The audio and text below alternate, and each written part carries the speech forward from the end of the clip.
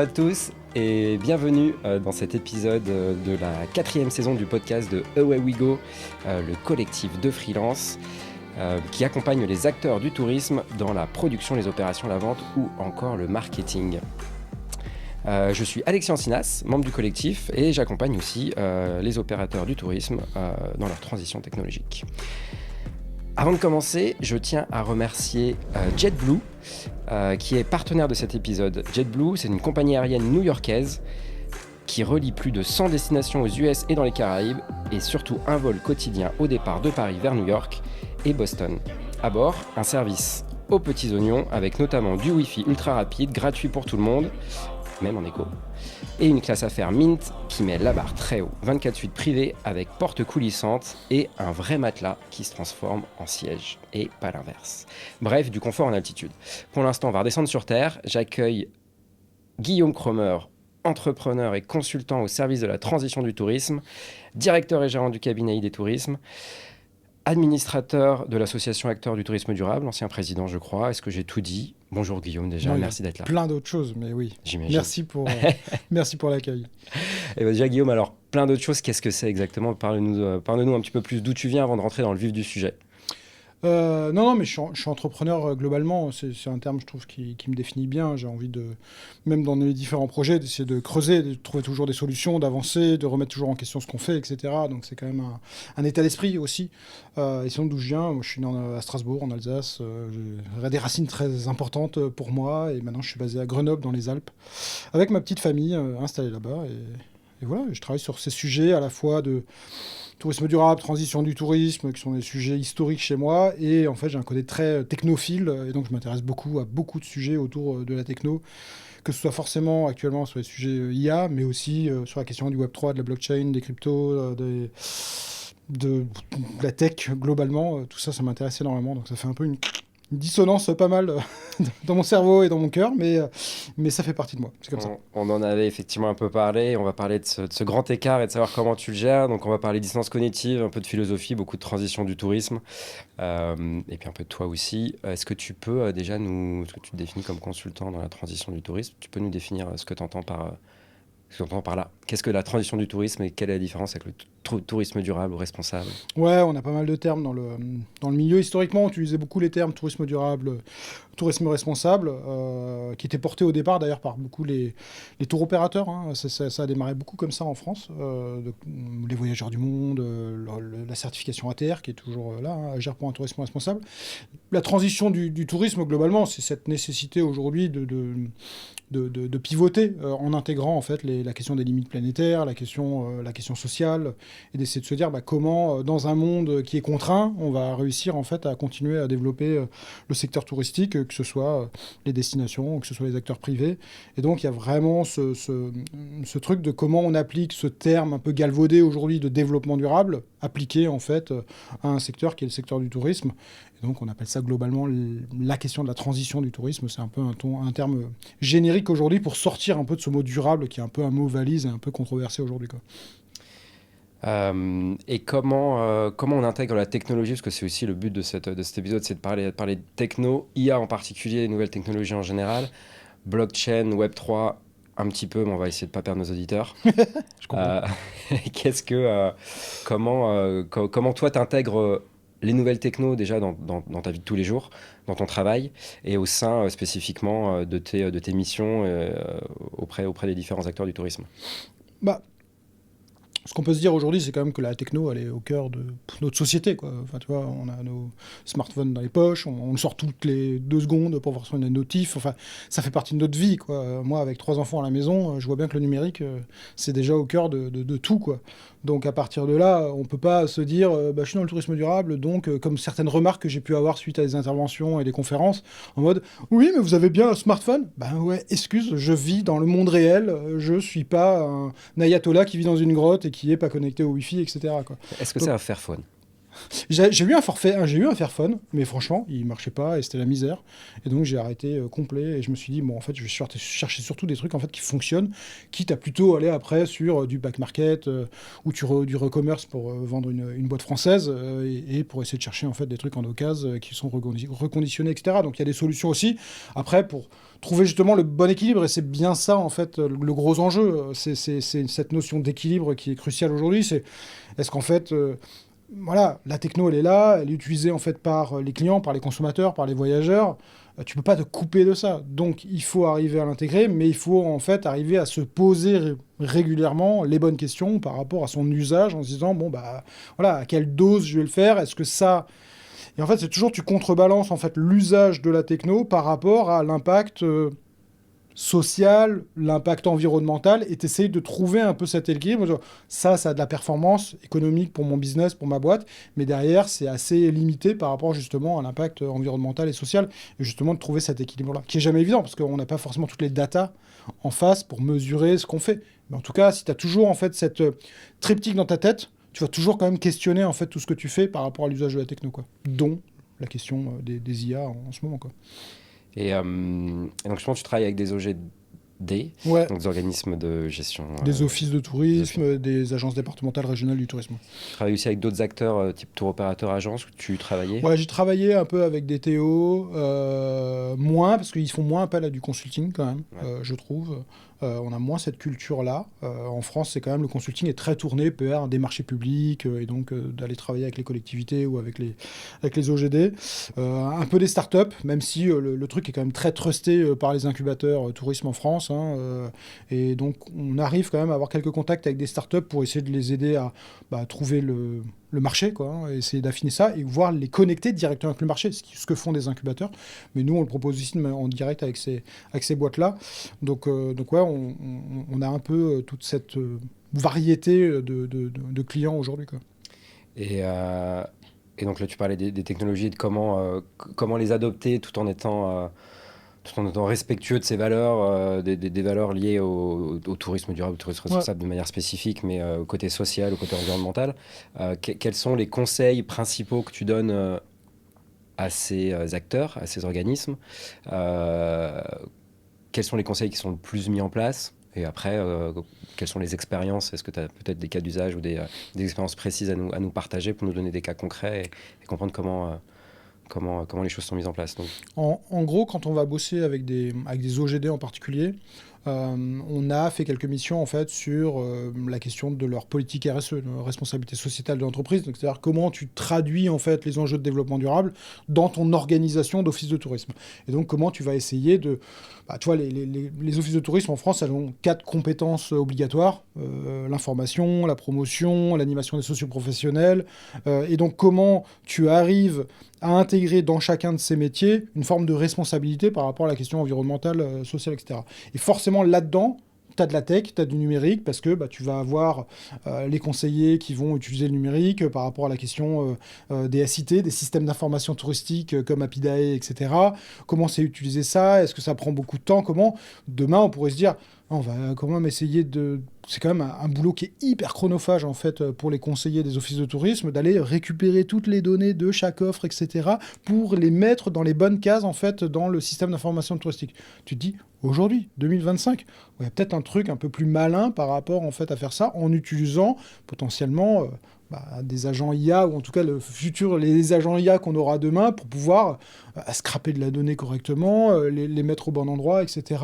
Et de dire, ce temps-là, on va pouvoir justement essayer de le rediriger, et peut-être que tu vas réorganiser un peu les compétences, le staffing en fait d'un OGD, en se disant qu'il y a des choses que tu peux automatiser grâce à ces outils-là pour justement remettre de l'humain. Et une des tâches en fait qui est très importante et qui est sous-staffée dans les offices de tourisme, c'est la question de l'animation des professionnels. C'est-à-dire, à un moment donné, d'aller les voir, de discuter, de créer du lien, de la confiance mutuelle entre un professionnel et son office de tourisme pour essayer de trouver des projets communs, etc.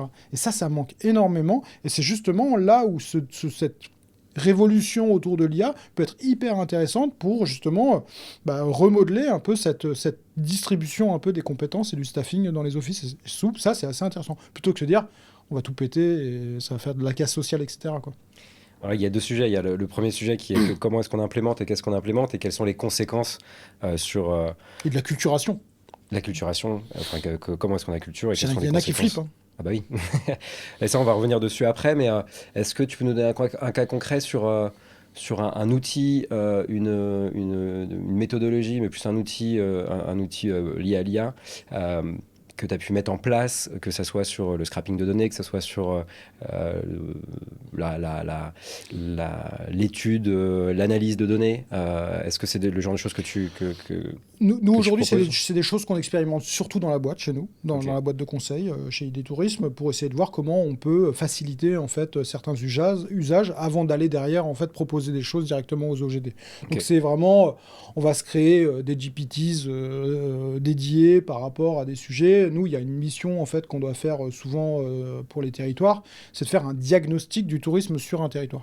Et les deux, trois actions, tâches qu'on doit réaliser pour faire ça, c'est tu fais une analyse bibliographique, tu vas analyser l'ensemble des données des anciennes études qui ont été réalisées, de données type liées sur le système d'information touristique, etc., etc. Et aussi, tu fais des entretiens qualifiés en fait avec des élus, avec des techniciens, avec des professionnels. Et en fait, l'idée, c'est de compiler en fait toute cette matière-là, à la fois l'audio sur ou les résumés des entretiens qualifiés qu'on a fait, plus l'ensemble de ces études, et de se dire, bah, ça, on va le faire manger en fait par un GPTs dédié qu'on aura bien formaté comme il faut par rapport à ce qu'on voudrait en livrable à la fin et qui va faciliter énormément de travail parce que ça, c'est un travail hyper chronophage en fait pour nos consultants et nos chargés d'études et pour qu'on peut gagner vraiment du temps là-dessus pour après consacrer ce temps à d'autres effets. Et ça, pour moi, c'est assez révolutionnaire dans le milieu du conseil parce qu'en fait, le temps de lecture de plusieurs études de 100, 200 slides, enfin, c'est hyper long pour l'intégrer, la mâcher, etc.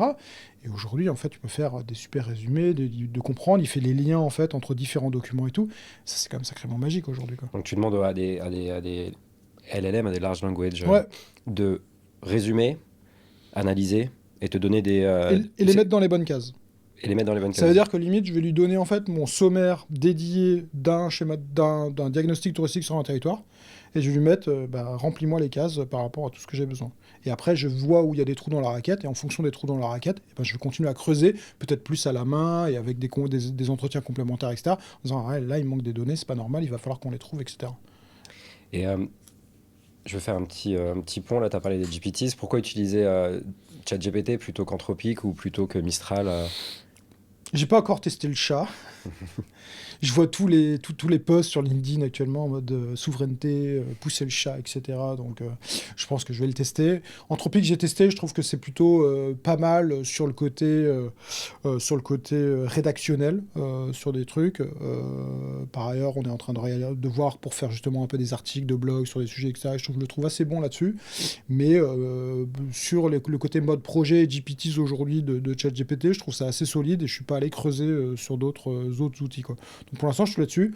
Après, je suis complètement ouvert, mais en tout cas, dans l'équipe, nous, c'est ce qu'on utilise sur vraiment ce côté très opérationnel en fait, de notre taf, quoi. Et sachant que tu es quand même. Enfin, tu travailles pour la transition du tourisme et tu me disais tout à l'heure que tu prends pas l'avion, que tu as quand même une grosse responsabilité individuelle vis-à-vis de ton impact sur l'environnement.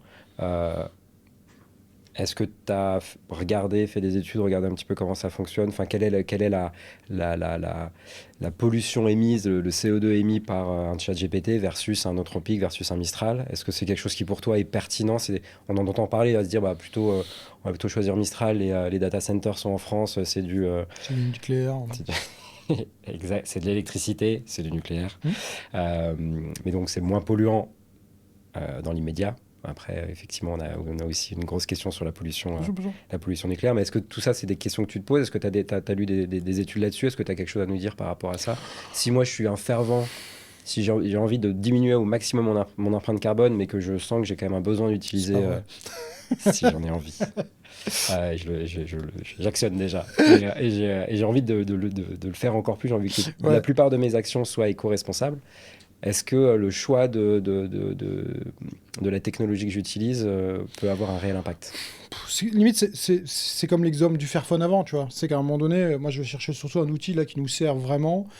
Et après, je vais voir, je vais m'intéresser. Je sais qu'on est vraiment sur une des technos hyper nouvelles sur laquelle ça va être un sujet et ils sont en train d'améliorer. Les dernières études que j'ai lues montrent qu'au départ, en disant « Ouais, mais attends, une recherche sur ChatGPT, c'est 10 fois plus émetteur que sur une recherche Google. » Dernièrement, j'ai encore reçu une étude d'un ami québécois qui m'a envoyé ça, qui me disait « Ah, on est déjà en train d'améliorer largement le truc et finalement, une recherche simple sur ChatGPT est à peu près au même niveau en fait qu'une recherche sur Google. » Donc en fait, on voit bien qu'on a des nouvelles études qui sortent tous les 4 matins. En plus, on a des nouveaux modèles qui sortent tous les 4 matins. C'est hyper compliqué d'y voir clair aujourd'hui par rapport à un truc qui est tellement dynamique que, en fait, voilà. Donc moi, j'attends un peu pour l'instant, surtout de tester à mon niveau pour voir un peu comment ça fonctionne, de tester sur l'usage et l'efficacité. Et petit à petit, on va voir comment est-ce que ça a réellement fait un vrai impact sur, à la limite, le bilan carbone de notre société, quoi.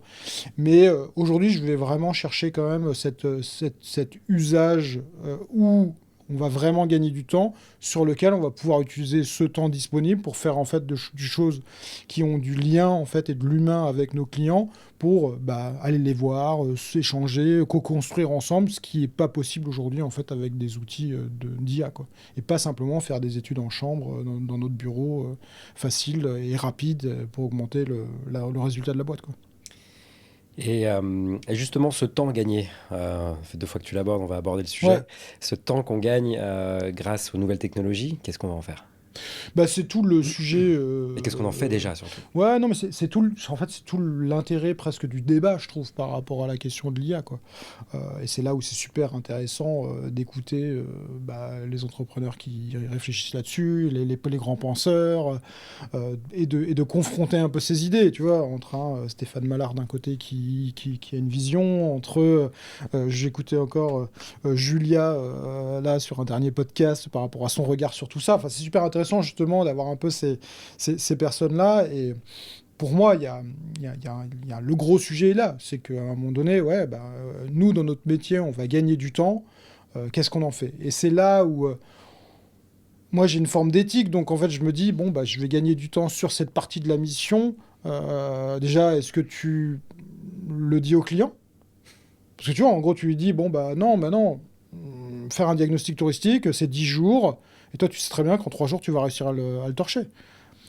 Mais donc, tu as gagné 7 jours, tu as gagné 7 000 euros de résultat. Est-ce que tu fais ça ou est-ce que derrière, tu assumes de lui dire, non, en fait, maintenant, grâce aux outils IA, derrière, on a fait ça en 3 jours, donc en fait, on vous le facture 3 jours.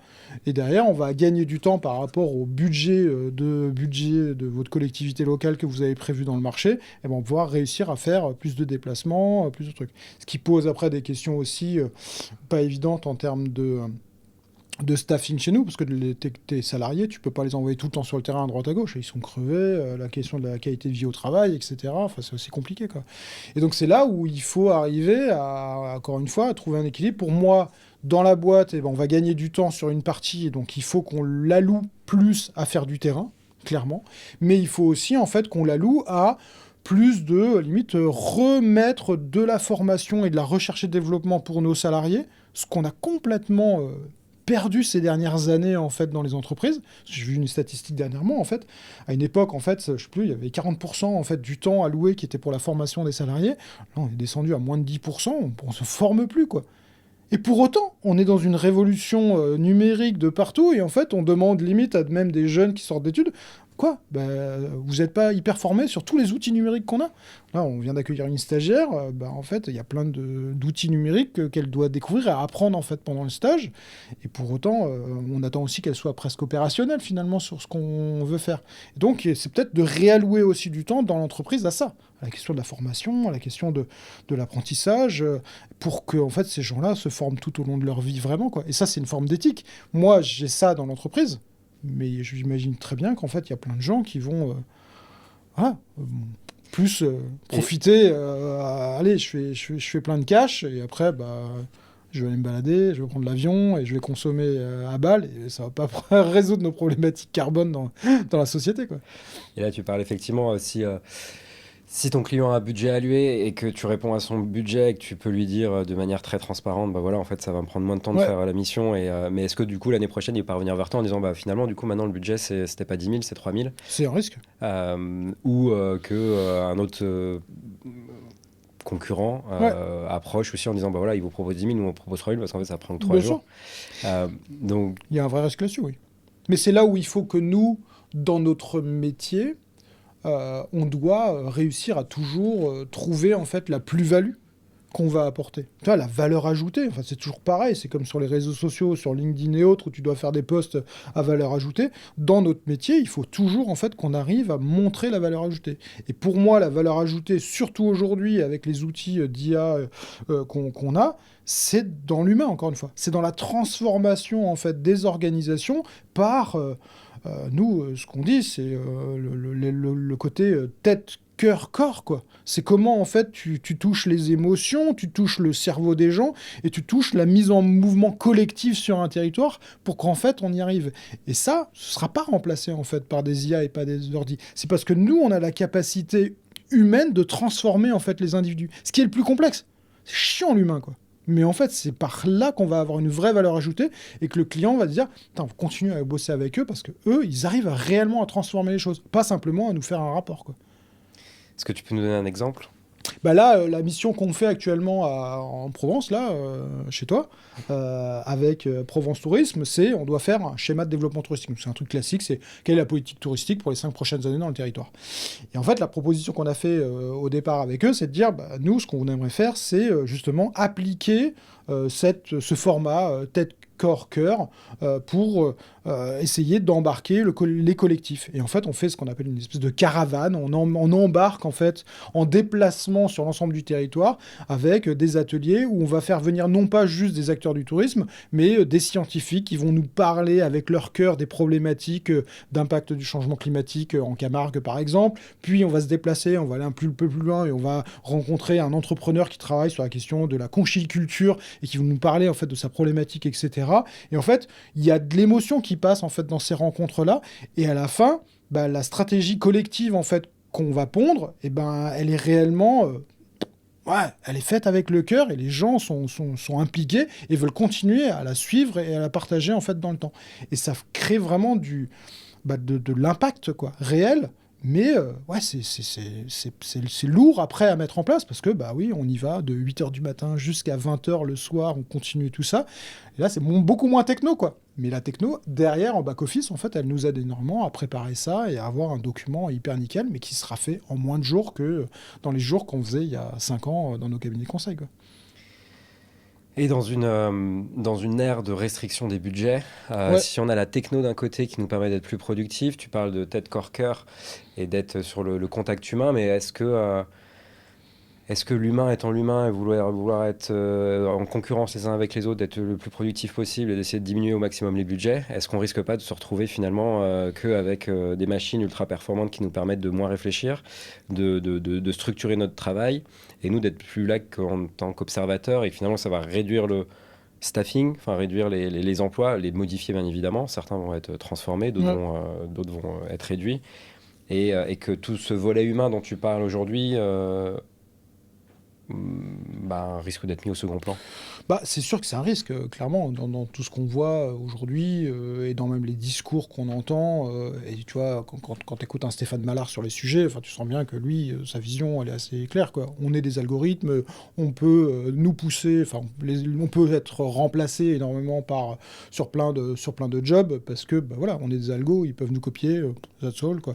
Donc c'est clairement un risque, mais il faut qu'on arrive encore une fois dans les organisations à voir par l'humain ce qui doit rester une valeur ajoutée et de ce dont on va avoir besoin. Tu vois, tout le débat sur les offices de tourisme parisiens, etc. Et les Lyonnais qui font, bah, nous, on a gardé nos offices ouverts avec des gens, des vrais gens, etc. C'est assez intéressant comme débat et comme posture, quoi. On voit bien, en fait, que c'est quand même des postures qui sont pas évidentes. Mais à un moment donné... Je pense qu'il y a quand même aussi il y a encore des visiteurs qui sont très contents de rencontrer des vrais gens en face d'eux pour avoir des conseils, quoi. Mais c'est sûr que ces gens-là, petit à petit, il y aura moins de logique économique de les garder, quoi. Est-ce que tu as suivi justement l'histoire de la fermeture de l'Office du tourisme parisien, selon toi, ou d'après ton expérience et d'après l'expérience que tu peux avoir sur d'autres territoires, est-ce que c'était une décision sage pour le tourisme dans la capitale ? Est-ce qu'il y aurait eu d'autres solutions ? Toi, en tant que consultant, pu apporter d'autres solutions plus pertinentes? Bon, j'ai pas toutes les clés en main, alors que en plus j'étais au CA de l'Office de tourisme de Paris quand j'étais parisien à l'époque. Mais non, j'ai pas toutes les clés. Après, je pense que c'est quand même important d'avoir du staffing, pas forcément dans un bureau dédié, etc. Mais je pense qu'à un moment donné, les BIT mobiles, les bureaux d'information touristique mobiles, pour être sur des sites où il y a des gens et où il y a des visiteurs, ça me paraît quand même assez légitime d'avoir ça pour recréer du lien quand même avec des gens qui ont des questions, qui veulent juste se repérer, qui veulent avoir un petit conseil d'amis, tu vois. Ça me paraît assez logique, mais c'est pas forcément derrière un office unique, précis, où les gens vont se rendre. Pour moi, il faut aller vers les visiteurs, et donc forcément, tu vas mettre un truc à Montmartre, un truc à la Tour Eiffel, etc., qui est limite à l'extérieur, et sur lequel, limite, c'est un truc qui donne des conseils, en plus, limite, qui fait autre chose, quoi. Ouais, qui vont des mini Tour Eiffel. Je sais pas. Il y a peut-être assez de gens qui le font.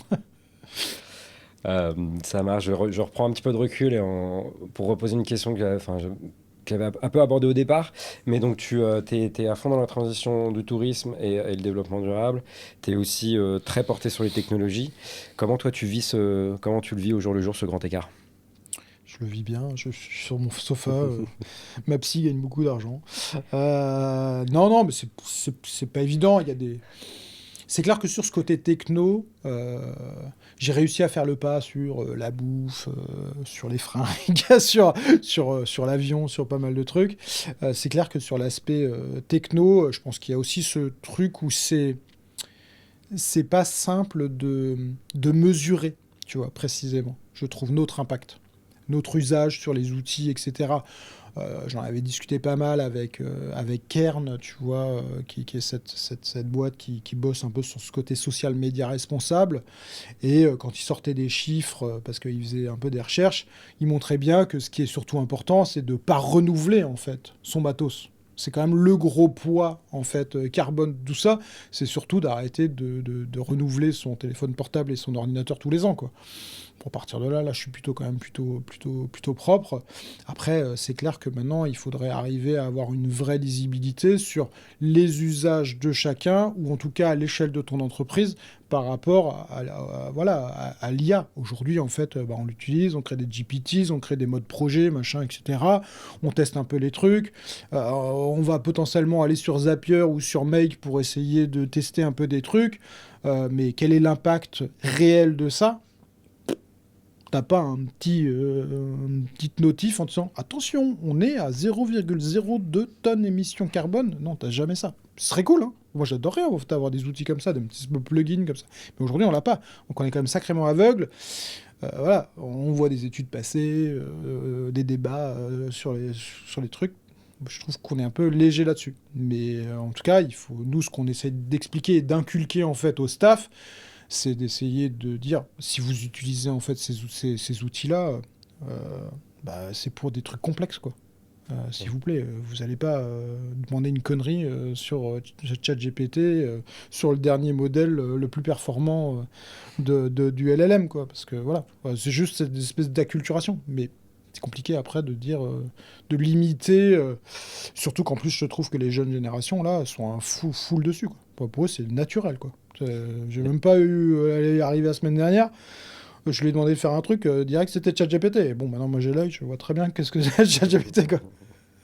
Et donc, est-ce que tu peux nous donner des exemples? Par exemple, si je suis au sein d'un office de tourisme ou au sein d'une agence de voyage ou je travaille dans un hôtel, j'ai une recherche à faire sur une destination ou sur de l'information, une recherche d'informations à donner à un client que j'ai pas dans ma base de données, que je vais rechercher pour quelles sont, où est la limite, où est-ce que à quel moment je vais regarder sur Google, à quel moment je vais regarder sur ChatGPT, à quel moment je vais demander à la personne à côté de moi. Je sais pas s'ils regardent sur Google, mais je Ou pense qu'ils sur regardent dans TikTok. leur système d'information touristique, Ok. logiquement. Sinon, ils vont se faire taper sur les doigts. Non, mais je pense que ce qui serait logique pour eux à un moment donné, c'est justement ça. C'est de relier leur système d'information touristique avec en fait une demande précise en fait d'un client et d'essayer d'enregistrer les caractéristiques du client pour essayer de voir ce qui fit, quoi. et d'essayer vraiment en fait d'avoir cette lisibilité-là. Et je suis sûr qu'il faudra en discuter, limite il faudrait que tu invites Happy demain en fait ici, pour savoir comment ils intègrent la question en fait de l'intelligence artificielle, eux, dans leur outil de SIT. Parce que logiquement, à un moment donné, il faudrait qu'ils intègrent de l'IA là-dedans pour faciliter la recherche en fait d'un conseiller par rapport aux tags qui sont sur certaines offres qui sont poussées, etc. Pour qu'en gros, ils aient vraiment un outil facile d'utilisation pour dès qu'il y a quelqu'un qui appelle ou qui est devant un comptoir, quoi. Donc ce que tu dis, c'est que pour un acteur du tourisme, que ce soit un office de tourisme, même un agent de voyage, même une agence de voyage, c'est d'encapsuler toute la donnée qu'on a, toute notre data, toutes nos données qu'on a, et de faire travailler un LLM, donc un Large Language Model, à aller chercher uniquement la donnée dans cette donnée-là. Après, tu peux la compléter par la donnée Google, par exemple, parce qu'il n'y a peut-être pas tout, et c'est tout ça. Mais après, tu as toujours cette question un peu de la... de faire bosser quand même l'outil que tu payes aussi, tu vois. Tu travailles sur un SIT, donc derrière, tu vas essayer quand même on s'est tous embêtés à remplir toutes les fiches de chaque offre touristique sur notre territoire. Donc, plutôt que d'utiliser Google, tu vas travailler en fait sur ces outils-là. Je t'ai pas stoppé sur le moment, mais SIT, tu peux nous... les systèmes d'information touristique, en fait, c'est vraiment la base de données de l'offre qui est rempli par les techniciens d'un office de tourisme. Parfois, ils délèguent auprès des professionnels pour dire « est-ce que vous pourrez remplir votre fiche ?» etc. Et en gros, tu as toutes les données qui sont intéressantes d'un point de vue d'un visiteur à un moment donné, quoi. Et ce qu'il faut savoir, c'est que l'ensemble des sites internet des destinations touristiques vont rechercher la donnée dans ces SIT. Et après, c'est automatisé, etc. Et limite, tu peux pousser potentiellement plus d'offres, par exemple green, parce qu'il y a une catégorie, certifiée écolabel européen ou clé verte, machin. Et tu pourrais dire, nous, on va plus mettre en avant, en fait, sur la page offre hébergement, uniquement les offres green, etc. Donc, les SIT sont vraiment, en fait, quand même la base de données qui nourrit directement en fait les sites internet, un peu comme des API, quoi, au final. Et c'est vraiment le cœur du système, quoi. Et c'est pour ça que tu as un grand projet national qui s'appelle Data Tourisme qui fait remonter l'ensemble de l'offre de l'ensemble des SIT. Parce qu'il n'y a pas qu'un SIT en France, ce serait trop facile. Est-ce que tu peux nous en dire plus sur Data Tourisme ? Je sais pas trop aujourd'hui où ça en est, mais l'objectif était là-dessus. Il était d'avoir en fait une espèce de base de données globale de l'offre touristique en France, pour permettre en fait à l'ensemble des gens qui veulent s'appuyer là-dessus pour faire du business, dont les startups, de s'appuyer dessus pour derrière.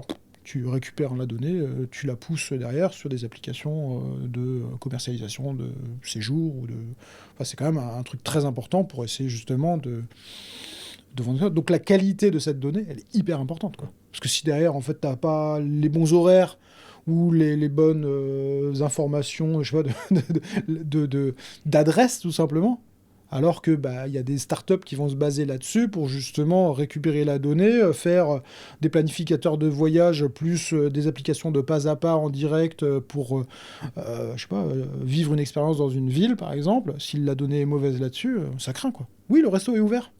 Ah non, il est fermé le lundi, en fait. Ce qu'on peut retrouver quand même dans pas un endroit en France, par exemple. Mais est-ce que les grands groupes comme Google Maps va pas être plus à jour que les systèmes d'information touristique ? Ça, c'est tout le débat. Mais après, c'est tout le débat de la question de la souveraineté de la donnée, quoi. Mais oui, peut-être.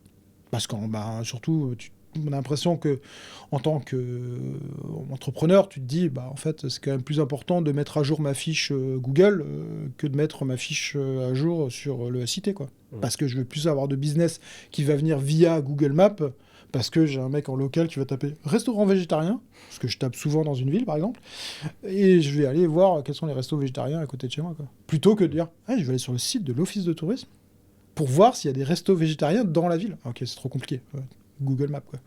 Mais oui. Est-ce que de fait, c'est pas une aberration, là, en 2025, de demander à chacun des acteurs locaux d'aller pousser de l'information sur son business, de l'information de son business sur les systèmes d'information touristique d'une part, sur Google Maps de part, peut-être sur d'autres aussi outils, sur peut-être Instagram aussi, ou je sais pas. D'un point de vue entrepreneur privé capitaliste, oui, c'est une aberration. Clairement. Mais bon, après, on habite en France, on travaille, nous, avec les OGD et tout ça, donc on a forcément une vision plus globale et plus neutre. Mais oui, bien entendu que si tu te mets à la place du consommateur et que tu réfléchis uniquement là-dedans, tu te dis, mais en fait, les gars, juste animer vos socioprofessionnels pour qu'en fait, ils remplissent leur fiche Google nickel et qu'ils répondent aux commentaires. Et voilà, et là, en fait, ça, c'est le cœur du business, quoi. C'est ce qu'il faudrait faire. Est-ce que c'est ce que tu conseilles aux OGD? Bah, j'essaie de trouver un équilibre, mais en tout cas, moi, j'ai une vision très client, quoi. Moi, je suis un entrepreneur. Ce qui m'intéresse, en fait, c'est la satisfaction du client, de répondre, en fait, de promettre peut-être moins et de livrer plus. Et en fait, à un moment donné, c'est toujours se dire, OK, mais c'est qui votre client? Enfin, même si je suis, tu vois, un militant, un écolo, en fait, Jeff Bezos, il a pas dit que des conneries, quoi. Sur son bouquin, sur la satisfaction des clients, sur le SAV, tout ça. Putain, c'est quand même un peu un génie sur tout ça, quoi. Et là-dessus, bah, y a un peu rien à dire. C'est qu'à un moment donné, il faut s'intéresser en fait à ta clientèle, à tes visiteurs, et comment ils fonctionnent au quotidien. Et dans ce cas-là, eh ben, ça vaudrait quand même le coup que, surtout, qu'est-ce qui est le plus énervant en fait pour un consommateur quand tu es dans une ville, que tu arrives sur une fiche Google et qu'en fait, putain, c'est marqué ouvert et en fait c'est fermé, quoi. T'es saoulé, quoi. J'ai juste envie de mettre un commentaire négatif, alors tu le fais jamais, quoi. Mais et qui peut faire ça? Le rôle de l'office de tourisme dans l'animation des socioprofessionnels, c'est leur job, quoi. C'est d'aller les voir, et pour ça, il faut justement un climat de confiance. Pour dire, allez, Rémi, c'est important, là, il faut que tu le fasses, parce que les clients, sinon, ils vont se planter, ils vont venir chez toi, ils vont voir que c'est fermé, c'est pas cool. Et donc, c'est ça qui doit être fait par l'humain, quoi. Parce que après, bon, tu pourras peut-être automatiser des trucs, etc. Mais bon, si le mec a envie de fermer le lundi, parce qu'il a envie de fermer le lundi, en dernière minute. Donc peu importe la technologie, pour revenir sur cette idée de staffing, peu importe la technologie, on a toujours besoin de l'humain pour partager, pour échanger, pour pouvoir accompagner. Et surtout dans ces temps, surtout aujourd'hui où la technologie avance tellement vite, on a besoin d'accompagner. De ton expérience avec les personnes avec qui tu travailles, est-ce que quand tu parles d'IA, quand tu parles de ChatGPT, là tu parlais des GPT, tu utilises les trois termes, est-ce que c'est globalement utilisé, acquis? Quel est le niveau d'adaptation et d'utilisation de l'IA, en tout cas au moins des large language models c'est pas fou. par tes clients? C'est pas fou. Non, c'est pas fou du tout. C'est clair et net. Parce qu'en fait, ces gens n'ont pas beaucoup de temps. Encore une fois, pour se former, pour s'intéresser. Donc, limite, tu vas avoir le mec dans un office de tourisme, en fait, qui est un peu sur les sujets techno, tu vois, qui va amener un peu cette track. Ou parfois, c'est plus rare, mais tu as les directeurs ou les directrices d'office de tourisme qui sont un peu des geeks et qui poussent le truc, quoi. Par exemple, je sais pas si on peut citer des gens, mais j'aime bien le naming, moi, tu vois. Gallic Guyot, qui est le directeur adjoint de Charente Tourisme, c'est un geek. C'est un geek. Le mec, il fait de la santé, son métavers de destination de Charente Tourisme. Il n'y en a pas 36 000 quand même de mecs comme ça, quoi. Pareil avec le directeur de l'office de tourisme de Val d'Isère, je crois. Enfin, tu vois, il y a quelques mecs comme ça qui sont quand même très câblés et qui vont forcément diffuser ça, en fait, dans le staff. Mais c'est pas du tout la majorité, quoi. Et c'est là où il y a un vrai... tu sens qu'il y a une curiosité. Quand tu vas à Pau et aux rencontres du e-tourisme et qu'il y a des conférences sur le truc, tu vois que les gens sont là. Mais parce qu'à la fois, on en parle de partout, donc forcément, ils sont un peu sur les sujets, ils veulent comprendre, quoi. Mais après, de la mise en œuvre et d'essayer de tester, même rien que de tester, c'est-à-dire rien que d'aller un peu... allez, on se met sur... en tropique, on se met sur le chat. Je suis pas certain qu'il y en a quand même beaucoup qui ont testé le chat pour l'instant, tu vois. Et justement, quel serait toi le conseil que tu peux leur donner pour mettre le pied à l'étrier? Déjà, est-ce que c'est important de mettre le pied à l'étrier? Et quel est le conseil que tu pourrais donner à des personnes qui n'ont pas encore osé? Pour moi, c'est clair et net qu'il faut mettre le pied à l'étrier, il faut tester, il faut mettre le nez dedans, il faut tester des trucs à un moment donné, parce que c'est quand même c'est une vraie révolution, clairement, dans la société, dans les entreprises, c'est une vraie révolution, c'est plus du tout le même délire, quoi. Et t'as pas parlé encore des agents IA, mais étant donné qu'on va vers ça demain, il y a des trucs des trucs automatiques en fait qui vont se passer et donc il faut comprendre comment ça fonctionne quoi, et aussi comprendre comment nous entrepreneurs on va pouvoir en créer, utiliser ça, etc., etc. En tout cas pour moi il faut absolument en fait se former sur le sujet et on le voit et j'ai des copains consultants formateurs qui font le truc et qui font des formations auprès des techniciens d'OGD sur ces sujets-là pour introduire un peu les sujets, pour présenter un peu, pour permettre aux gens de mettre les mains, comme à l'époque limite des animateurs numériques du territoire, ces fameux ANT là, qui limite apprenaient comment fonctionnait Facebook et Insta quoi. Aujourd'hui ça on est un peu sur la même période, sauf que c'est sur l'IA et les LLM et demain les agents, et en fait il faut mettre le nez dedans quoi, clairement. Il faut suivre des formations, Ouais, suivre mettre des le nez dedans, formations. tester. Et après, ce que je dirais aux directeurs et directrices d'office de tourisme, c'est essayer de trouver du temps pour le staff, pour se former un peu sur les sujets, même online, tu vois, juste perso, tu vois. Un peu comme, tu sais, quand on entendait, en fait, les startups de Facebook ou autres, en fait, qui dédiaient du temps disponible à des projets un peu perso, à chacun, pour essayer de faire remonter des trucs en intrapreneuriat.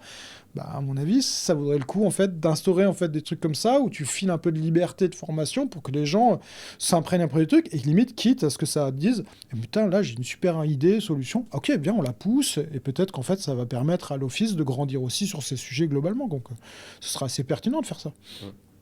Ok. T'as parlé des agents IA, on arrive bientôt à la fin de l'épisode, mais j'ai vraiment envie d'aborder ce sujet. Tu as parlé des agents IA, donc ce qu'on entend par agent IA ou opérateur, ça va être c'est cette IA qui va pas uniquement répondre à une requête, mais qui va actionner, donc qui va être acteur, donc qui va pouvoir naviguer sur un site internet par exemple, cliquer et suivre un workflow. Suivre un workflow. Est-ce que c'est prêt déjà ? Non, aujourd'hui, moi ce que je vois aujourd'hui, c'est que on peut essayer d'en créer, ou en tout cas de créer des workflows via Make, via Zapier, etc. Où là, je parle déjà chinois pour pas mal d'OGD, hein, clairement. Mais c'est là où on peut commencer en fait à tester un peu le truc, à tester déjà le fait de réfléchir à des workflows en se disant, ok, je reçois une requête via mon formulaire contact sur mon office de tourisme ou chez nous. Ok, je demande à Chat de lire, de préparer une réponse par rapport en fait à toute une base de connaissances que je lui donne pour faire une réponse adaptée. Et derrière, je remets ça dans mes emails, dans le brouillon, et j'ai plus qu'à lire le brouillon et je valide et j'envoie quoi. Ou pareil sur les réseaux sociaux, etc., etc. Donc on peut appréhender qu'aujourd'hui le truc, mais c'est sûr que c'est un truc qui est en marche et qui est en train de se développer pour que demain, et en plus avec le no-code, assez facilement, tu dises, moi j'ai besoin d'un agent IA pour faire ça, ok, bim. Et on aura des trucs en fait qui vont fonctionner. Moi, par exemple, je vais avoir un truc que j'adorerais et que j'arrive pas bien à faire aujourd'hui dans ma boîte de conseil, c'est de faire une vraie veille sur mesure sur l'ensemble des marchés publics qui sortent. Je trouve que c'est pas encore nickel et tout, mais pour autant, demain, tu vas me scraper l'ensemble des sites internet de qui sortent des marchés publics sur telle thématique, dans telle région, et là, tu vas me faire un résumé en fait de ça, et tu vas me foutre ça dans mon Notion. Et ça, t'arrives pas encore à paramétrer. Non, il faut que je prenne le temps. C'est comme tout, ça prend un peu de temps en fait de mettre tout ça en place. Mais demain, des petits agents IA sur ça va t'aider en fait sur plein de petits trucs comme ça au quotidien. T'arrives le lundi matin, t'as déjà en fait ton résumé sur ça, et limite t'as déjà à dire ok, go no go, j'y vais pas ou j'y vais pas. Alors qu'aujourd'hui, tu prends du temps pour. Enfin, en tout cas, il y a beaucoup de boîtes qui ont même plus le temps de faire de la veille sur les AO, mais ça peut être deux choses. Enfin, tu vois, faire une veille sur l'ensemble de Google News par rapport à, je sais pas moi, des élus locaux qui feraient une réflexion sur la question des problématiques touristiques. Tu fais remonter ça en disant, ok, cherche-moi le contact de l'élu, ok, prépare-moi déjà le mail. Enfin, là, il y a des agents, quoi. Et ça peut nous aider. Hein. Aujourd'hui, c'est compliqué, quoi. Encore. Mais c'est là où, en fait, l'entrepreneur ou l'OGD ou autre, c'est là où il faut imaginer, en fait, ces workflows où tu vas vraiment déjà essayer de réfléchir. C'est limite ce que tu demanderais à ma stagiaire qui vient d'arriver, à Léa, en disant tu pourrais me faire ça, sauf que ça va lui prendre un peu de temps. Et demain, c'est pareil, c'est un agent IA qui fera le job, quoi. Tu n'auras plus de stagiaire ? Hein? Donc tu n'auras plus C'est de une vraie stagiaires. mais c'est une vraie réflexion. C'est une vraie réflexion. Parce que après il y a cette question aussi qui va venir, c'est la multiplication des coûts de l'ensemble de ces outils-là. Déjà qu'en fait, nous, on le voit, tu sais, dans l'évolution, ça fait 15 ans maintenant que j'ai ma boîte, l'évolution du coût mensuel et annuel des outils numériques utilisés a explosé complètement. Au départ, limite, tu avais une Dropbox, quoi, tu vois, et ton Microsoft, quoi. Et aujourd'hui, en fait, t'as ça. T'en as plus à... On arrive bientôt, en fait, à 10 000 balles de, de fees que tu payes à droite à gauche, en fait, pour des outils. Tu payes 10 000 balles de fee pour des outils, tu payes 10 000 balles ou 20 000 balles de frais de formation pour tes équipes, plus le temps qui passe dessus, en fait. Ça va, c'est payé par les OPCO maintenant et tout ça, mais oui, t'as Ah, mais du coup, ça. tu peux avoir des assistants humains comme on avait avant. En fait, moi, les études que j'avais lues, c'était effectivement les assistants et assistantes humaines. Le coût des assistants et assistantes humaines ont été remplacés par le coût de l'informatique, quoi. Alors, en tout cas, il y a beaucoup d'outils aujourd'hui, donc c'est vrai qu'il faut faire ce choix. Et en plus, étant donné qu'on est quand même sur des nouveaux trucs, donc tu vas tester, tu vas prendre la licence Anthropic, tu vas prendre la licence chat du chat pour essayer de pousser un peu le truc et voir ce qu'il y a sous le capot, etc. Et donc, bah, tu as déjà 3-4 licences, tu vas prendre Midjourney, tu vas prendre machin. Et donc, tu dis, ok, bon, à un moment donné, il va falloir faire de la curation quand même là-dedans, quoi, parce que sinon. Il va falloir qu'on fasse du boulot aussi, qu'on fasse des missions, quoi. Donc ouais, il y a quand même ce temps, tu vois, quand on parlait de ouais, est-ce que tu as déjà expérimenté, machin, pour faire le workflow qui va bien, tester sur Zapier, etc. En fait, il faut aussi qu'à un moment donné, tu vois, on a du quotidien à faire des missions, chercher des business, etc. Et ce temps-là, limite, tu vas le prendre un peu sur le week-end aujourd'hui, parce que ce temps de préparation, il est assez lourd pour s'acculturer en fait au truc, quoi. Ok, t'as le train pour écouter des podcasts et tout ça, mais à un moment donné, il faut faire, qu'il faut mettre la main dans le cambouis. Et c'est pas si simple quand même, tu vois. Un make, Zapier, ça a l'air peut-être un peu plus simple et tout, mais quand même, make, il faut tout flécher, tout coordonner et tout. Bah, c'est pour ça que, enfin, pour moi, les agents, les opérateurs c'est une technologie qui va lire, qui va arriver à Ouais, voir ce qui se passe sur l'écran. ouais. Et du coup, on n'a plus besoin de mecs, on n'a plus besoin de Ouais, Zapier, je quoi. pense que ça va être facilité complètement demain, quoi. Et Ouais. via du no-code, etc., où tu Mm. pourras interagir énormément, quoi. Et ça, c'est cool. Mais c'est vrai que pour l'instant, c'est encore un peu complexe, quoi. On va bientôt finir. Est-ce qu'il y a une question, j'aimerais bien finir par un sujet positif. Est-ce qu'il y a une question Non, que... c'était très positif pendant cette C'était heure. très positif. Mais là, il y a le côté un peu... le côté qu'est-ce qui va... Enfin, on On reste va sur un tous gros crever, tout ça. questionnement de... Pas qu'on va tous crever, mais qu'est-ce qui va devenir de nos métiers et comment est-ce qu'ils vont évoluer. Est-ce qu'il y a une question que tu aurais voulu que je te pose? Un sujet que tu aurais voulu aborder? Non, on aurait pu aller sur, je sais pas, sur la question du revenu universel, mais il nous faudrait une heure de plus, quoi. Effectivement. Comment répondre au remplacement ou en tout cas à cette technologie qui va remplacer certaines tâches que l'on opère. Pour toi, tu le remplacerais par un revenu universel pour permettre aux Bah, personnes de travailler moins bah tout en gagnant autant. étant donné qu'on est quand même dans une société où il y a quand même pas mal de bullshit jobs qui seront potentiellement remplacés par des agents ou autres, tu te dis que tu vas pas tous ces individus-là, tu vas pas du jour au lendemain leur donner une nouvelle compétence pour que derrière ils fassent une conduite de changement intérieur, ils changent de job et que ça ira bien, etc. sur un truc qui a du sens, tout ça, quoi. Donc à mon avis, ça passera forcément par une question de revenu universel pour permettre quand même voilà, d'allouer aussi ce revenu de base qui permette de voir venir, de se former, etc., etc. Et après de trouver en fait les trucs aussi qui nous plaisent individuellement et d'aller sur des nouveaux trucs, quoi. Mais oui, je pense que la société, vu l'orientation que ça prend, je pense qu'on tend clairement vers un truc comme ça, ouais. Est-ce que l'IA peut pas nous permettre justement de trouver notre dream job, notre job de rêve, plutôt que de passer du temps à faire des tests? Est-ce que les discussions avec l'IA seront plus intéressantes que Est-ce les qu'on discussions aura une avec espèce nos... d'IA Ikigai, ou je sais plus comment ils appellent ça, Ikigai, pour essayer de trouver trouver notre justement équilibre. le sens. Ça nous aidera, mais je pense qu'encore une fois, il y a ce côté émotionnel qui est hyper important, tu vois. Moi, le voyage que j'ai fait quand j'avais 21 ans, je suis parti 6 mois au Népal, et ça m'a appris la vie. C'était pas par de la techno, c'était par de la rencontre, par du cœur, et c'est quand même ça qui fait. C'est là où, ok, aujourd'hui j'ai cramé mon bilan carbone et je voyage un peu moins en avion, mais néanmoins c'est quand même ça qui m'a ouvert les yeux, qui m'a appris beaucoup de choses, et donc je pousse quand même les gens encore à voyager, parce qu'en fait c'est quand même ça ouais, qui te permet de trouver en fait justement en fait ce sens dans ta vie, quoi. C'est hyper important, quoi.